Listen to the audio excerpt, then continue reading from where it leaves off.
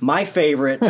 It is a feast for Odin, and it is a monster of a game. So the game revolves around players being Vikings and going out into the countryside and building their home board up. There's a feast table at the upper right-hand portion, which houses their workers, but they also have to feed those empty spots on their turns. You have like a pillage tile. Basically, this is resources that you can get from 3 different ways. You can either forge them, you can pillage them by going out on long ships and raiding the countryside. Or you can just buy them, Or you can just buy them outright from a worker placement spot. And again, these are going to go on your board.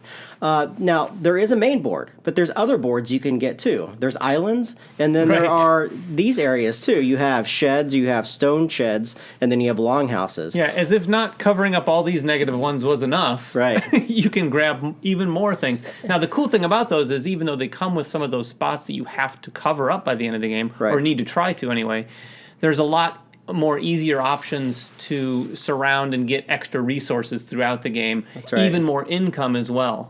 And they're worth victory points at the end. Yes, of course. So they're worth acquiring. And the way the game works is you'll be upgrading these components. So when you go from a level, you just simply turn it over or you grab the next level up, which is really, really great. Each of the resources kind of categorized in a way that makes sense. And they start usually down on the orange. Right. Orange turns to red, red turns to green, green turns to blue. That's a good point. You have 4 islands that you can go to. Yeah. And these islands are also double-sided. And through the course of the games, they'll flip over.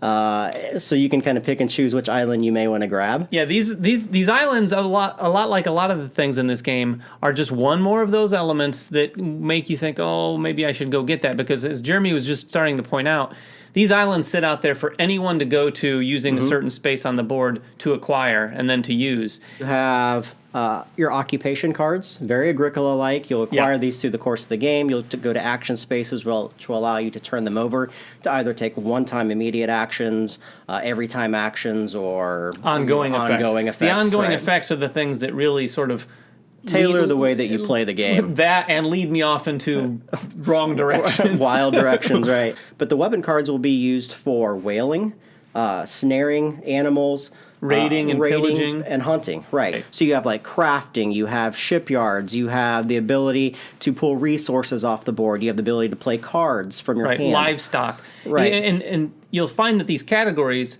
kind of fit into these different ways and routes to victory. That's right. You know, the games that we've played, there's been categories. In fact, there's still categories neither of us have used in our plays so far, which speaks to the amount of options that you really have in this game. So once the income is done, your animals will breed. If you have 2 sheep, you turn one of the sheep over to a pregnant side. If you have 2 cows, you do the same.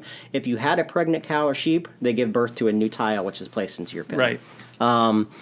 The next action is the feast. The feast. You go ahead and explain feeding. It's feeding time. So in the feast, you'll see on the board here, any empty space here along the banquet table is someone that needs to be fed.